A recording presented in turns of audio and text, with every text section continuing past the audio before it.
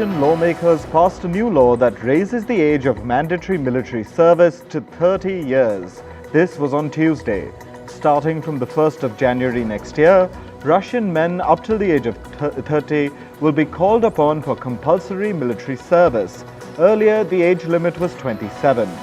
The new law also bans Russian men from leaving the country after they receive their summoning letters from the military.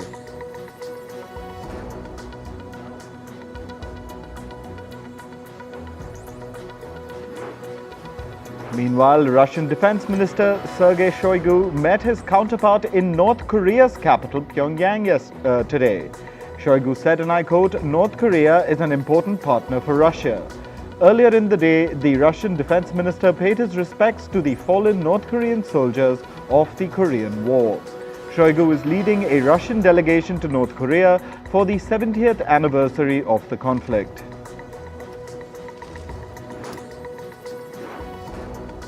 The US military released a video that shows a Russian jet flying extremely close to an American drone over Syria. The incident happened on Tuesday. US officials say the Russian aircraft fired flares which severely damaged the propeller of the American MQ-9 drone. However, the drone operators were able to safely return the aircraft to its home base. China named Wang Yi as its new foreign minister on Tuesday. He will replace Qin Gang, who has been absent for over a month.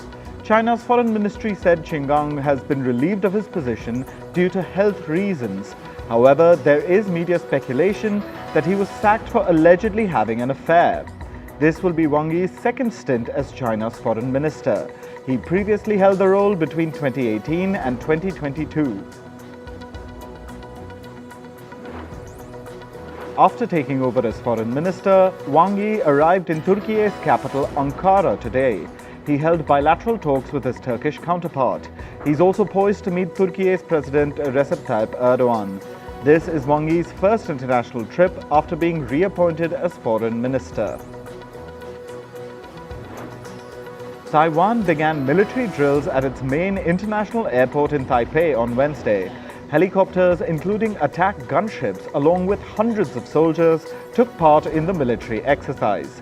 They practiced defensive tactics against possible airborne assaults. This is the first time that a military exercise is being held at Taipei's international airport. India celebrated the 24th anniversary of the Kargil War victory today. Indian leaders, including the Prime Minister Narendra Modi, paid tribute to the fallen soldiers. India's Defence Minister attended a wreath-laying ceremony at the Kargil War Memorial in India's northern region of Ladakh. The Kargil War was fought between India and Pakistan in 1999. This was after Pakistan's troops crossed the border and occupied Indian positions. Cambodian Prime Minister Hun Sen said he will resign in a few weeks. He has ruled the country for almost 38 years. Hun Sen said he will now pass on the Prime Minister's role to his son Han Mane. Han Mane was the face of the Cambodian People's Party in Sunday's general election. He's also the commander of the Royal Cambodian Armed Forces. The Prime Ministers of New Zealand and Australia met in New Zealand's Wellington City today. They vowed to increase aid and support to other nations in the Pacific. Australian Prime Minister Anthony Albanese said, and I quote, "We will provide aid without any strings attached." The two leaders agreed to further boost economic and security cooperation in the region. Meanwhile, US Secretary of State Antony Blinken arrived in New Zealand. This is the second stop of Blinken's Indo-Pacific tour. He will hold talks with New Zealand's Prime Minister Chris Hipkins. Before this, Blinken visited the Pacific island nation of Tonga and met the Prime Minister and senior government officials.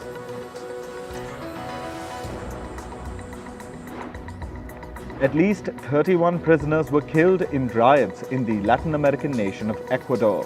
The violence erupted on Saturday. Ecuador's government has declared a 60-day emergency in all prisons.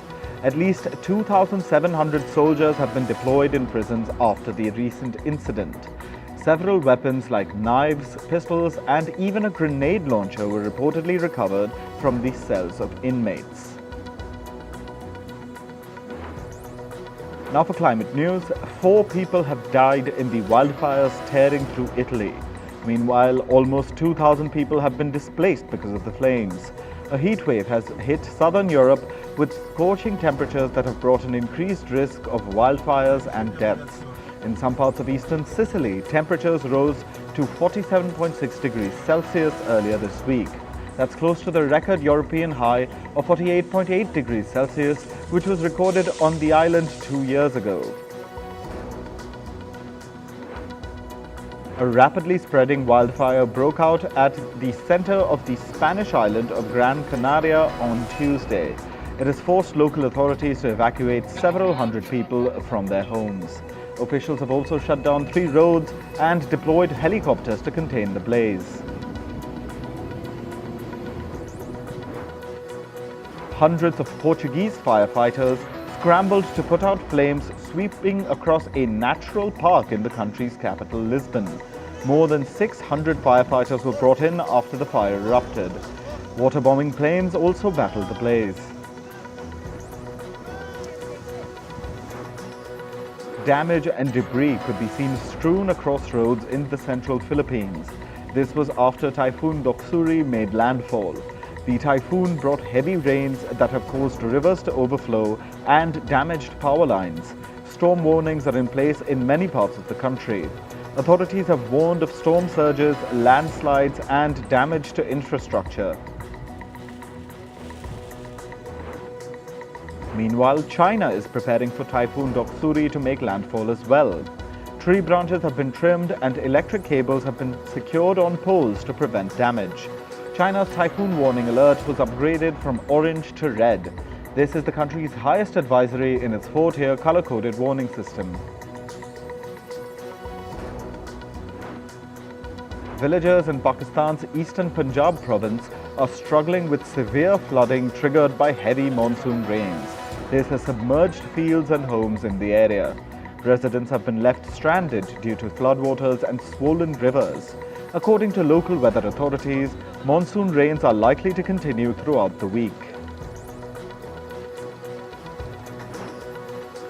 Climate change has played a quote-unquote absolutely overwhelming role in July's extreme heat waves around the globe. This is according to a study by scientists from World Weather Attribution. July temperatures broke records in China, the US, and southern Europe. The El Niño weather condition likely contributed to the extra heat in some regions. However, scientists believe rising greenhouse gas levels were the major factor. In the US state of Arizona, extreme heat and prolonged drought are taking a toll on the iconic and resilient desert cacti saguaro. The cacti rely on summer monsoon rains, which have failed to arrive this year. The plants need to cool down at night or through rain and mist. If that does not happen, they sustain internal damage. Rescue efforts continue in West Australia after a pod of whales stranded on a remote beach. The whales were beached on Tuesday afternoon in Australia's Cheyennes Beach. Rescuers helped in moving some of the whales, placing them in strings and moving them to open water. However, authorities say that 51 of the animals died overnight. In business and tech news, the US Federal Reserve is poised to hike interest rates in its July meeting, which will conclude today. Last month, the central bank held its rates, taking time to assess the impacts of its earlier rate hikes. However, recent economic data suggests it will now hike the rates by 25 basis points. If this happens, it will mark the Fed's most restrictive monetary stance in 22 years. The International Monetary Fund has raised its GDP growth forecast for India for the financial year 2023 to 2024. The IMF has increased its forecast from 5.9% to 6.1%. It has done so keeping in view stronger than expected growth in the country. Meanwhile, the World Bank estimates India's growth at 6.3% and the Asian Development Bank puts it at 6.4%. Alison Rose, the CEO of the British bank NatWest, has stepped down. This is after she admitted to being a source to an inaccurate media report. She contributed to a report that discussed the relationship of the bank with the Brexit Party leader Nigel Farage. The report said that a private bank owned by NatWest had closed Farage's account after he fell below the required financial threshold.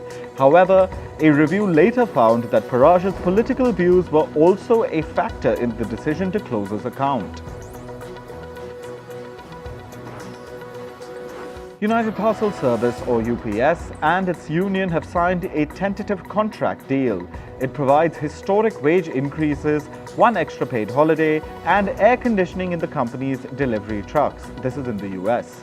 The new deal will affect 340,000 American workers at the parcel delivery firm. This comes just a week ahead of a potential strike that could have cost the US economy billions of dollars.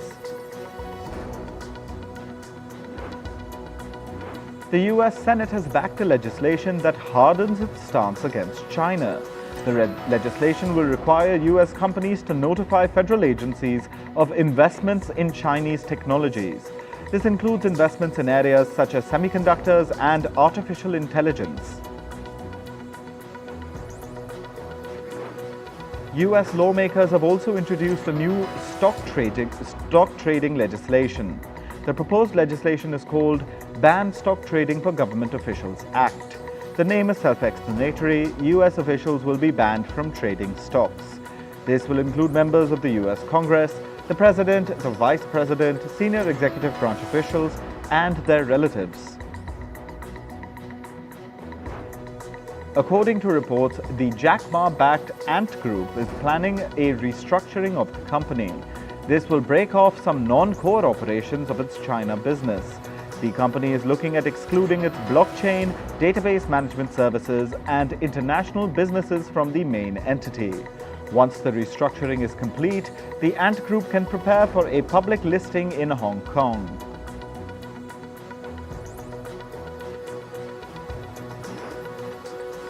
US lawmakers expressed their concerns about the potential for the malevolent use of artificial intelligence. One of them said that AI could be used to create disinformation campaigns. Another lawmaker added that AI could contribute to the development of biological weapons. Just last week, AI companies including OpenAI, Alphabet, and Meta platforms promised the White House that they would make AI technology safer. The Chinese short video app TikTok is allowing users to create text-only posts. With this, users can choose from a variety of backgrounds and add hashtags. They will also allow people to tag others. These posts have a limit of 1,000 characters and look similar to Instagram stories. With this recent addition, TikTok joins the tech bandwagon of releasing conversation platforms. An Australian court has ordered Meta platforms to pay a fine of $14 million. This is for collecting user data through a separate smartphone application. The judgment is in relation to a virtual private network, or VPN, called Onavo. Onavo was advertised as a service to keep personal information safe. However, Meta used the app to know what users were doing on their mobile devices. Onavo ads allegedly did not make this clear. Moving to sports, in cricket, the West Indies have recalled batsman Simran Hetmyer and bowler O'Shane Thomas for one-day international matches against India. Hetmyer will replace batter and keeper Nicholas Pooran, while Thomas will replace the injured pacer Jason Holder. India have not announced any changes to their team yet. The West Indies are hosting India for a 3-match ODI series. The first game will be played on Thursday.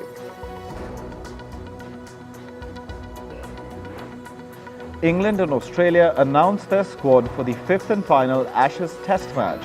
Both teams have not made any changes to their respective sides. The final match will be played at London's iconic stadium, the Oval. The game will begin on Thursday. Australia lead the 5-match series 2-1. The 4th test was a draw. So, even if England win the 5th test, Australia will retain the Ashes. The International Cricket Council has fined Indian skipper Harmanpreet Kaur.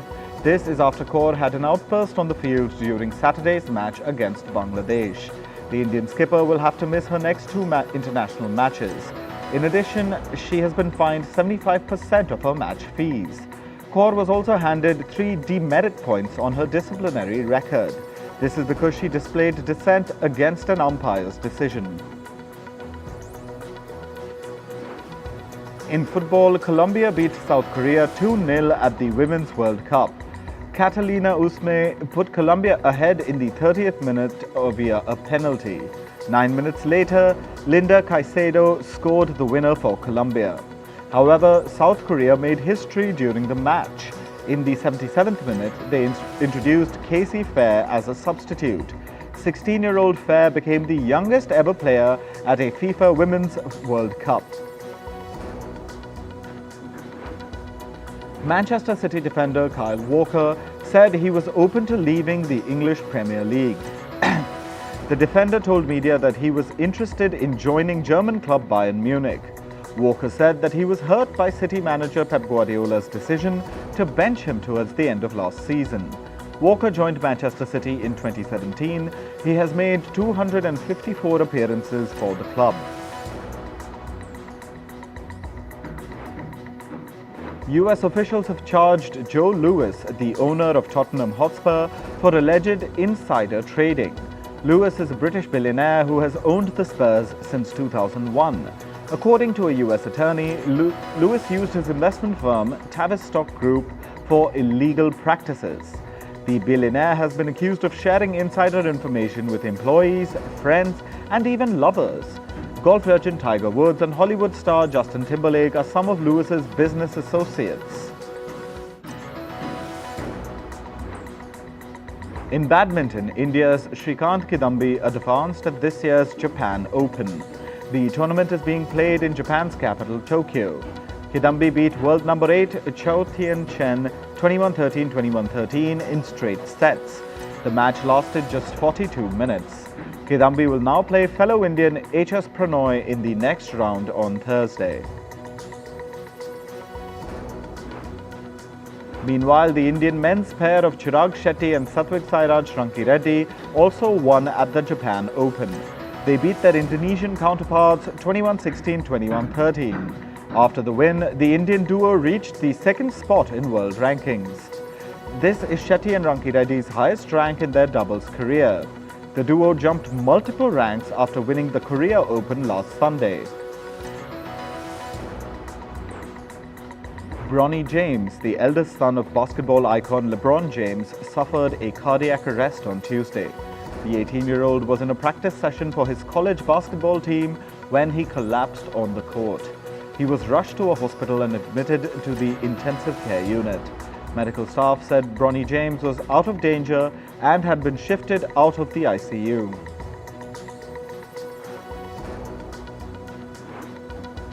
Organizers of the 2024 Paris Olympics unveiled the iconic Olympic torch in the French capital on Tuesday. Several famous athletes attended the ceremony. This included the Olympian Usain Bolt. After the ceremony, the torch was paraded through Paris to mark the 1-year-to-go milestone of the 2024 Olympics. On to the entertainment world now. Oppenheimer actor Cillian Murphy has said that he's open to playing the role of Ken in a potential Barbie sequel. In a recent interview, Murphy said, "Let's read the script, let's have a conversation." Murphy added that he cannot wait to watch the Barbie movie. The Barbie movie premiered on the same day as Oppenheimer. Greta Gerwig's Barbie has so far made over $380 million in the international box office.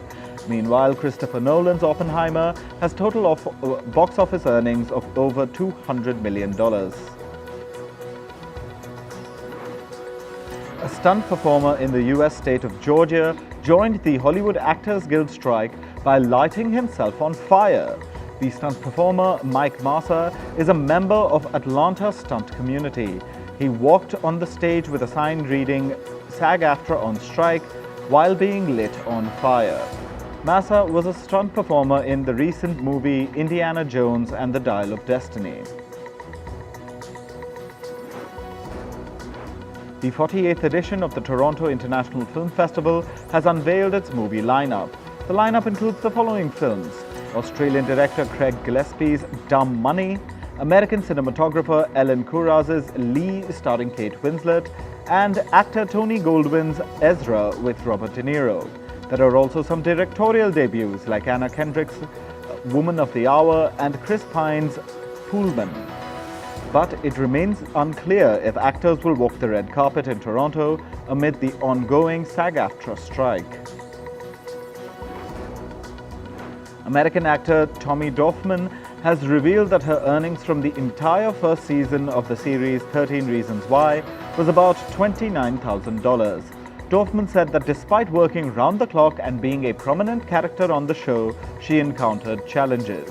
The revelation comes amid the ongoing Hollywood actors and writers' strikes. Dorfman played the role of Ryan Shaver in 13 Reasons Why. This was before the actor transitioned into a woman. The trailer of the movie Golda has been released. It has been directed by Israeli filmmaker Guy Nativ. The trailer shows actor Helen Mirren transformed into former Israeli Prime Minister Golda Meir.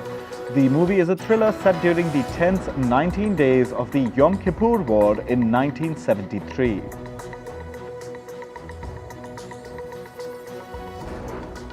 American actor Lisa Rinna has spoken out about working on the sets of the TV show Days of Our Lives. She described the work environment as disgusting.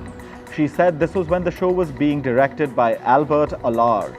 Rinna made this revelation on Instagram hours after Alar faced an internal misconduct investigation. He was accused of groping actors working on the show. High School Musical character Ryan Evans has finally got the ending that he probably always wanted. Ryan Evans has been confirmed as gay in the Disney Plus show High School Musical: The Series. Evans's character is played by actor Lucas Grabeel. In a clip, Evans is shown kissing another man and thanking him for his support. The first High School Musical movie came out in 2006 and starred Zac Efron, Vanessa Hudgens, and Ashley Tisdale. Actor Raven Simone has revealed that she relates to the character she played on the hit Disney show That's So Raven. Simone said that she believes in psychics. She added, and I quote, "I do have moments where I really will just stare and see a scene that's happening in another dimension and feel it in my body." The character that Simone played, Raven Baxter, had strong psychic abilities in the show. Singer Katy Perry is all set to return to American Idol Season 22 as a judge. The singer was earlier ready to quit the singing contest. She said she was thrown under the bus by producers who wanted her to look like a nasty judge. Perry will be joined by singers Lionel Richie and Luke Bryan on American Idol. Katy Perry is famous for her hit songs that include Teenage Dream and Last Friday Night. Media personalities Chase Chrisley and Emmy Meadows have parted ways 9 months after getting engaged. Chrisley and Meadows took down each other's pictures from Instagram and later confirmed that they have broken up. Chrisley is known for the American television series Chrisley Knows Best.